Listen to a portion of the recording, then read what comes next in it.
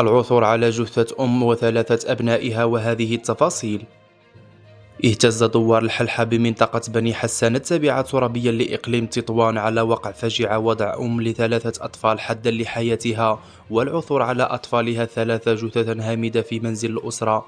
وحسب مصادر محلية فإن الأب الذي كان يزور السوق الأسبوعي أربعاء بن حسان تفاجأ بعد عودته إلى المنزل بتواجد مصالح الدرك، حيث أخبروه بوفاة زوجته مع العثور على جثث أبنائه في المنزل لينهار بفعل هول الخبر. وأفادت المصادر ذاتها أن الراجح لحدود ساعة في حدود غياب أي معلومات رسمية هو أن وفاة الأطفال الثلاثة كان نتيجة تسرب للغاز، بينما وضعت الأم حدا لحياتها شنقا بجذع شجرة غير بعيد عن المنزل، حيث لم تتمالك نفسها بعد العثور على جثث أطفالها الثلاثة. وإلى ذلك فلا زالت مصالح الشرطة العلمية والدرك الملكي في مكان الحادث، حيث تعكف على استجلاء حيثيات وتفاصيل الواقعة الأليمة لفائدة التحقيق الجاري تحت إشراف النيابة العامة المختصة.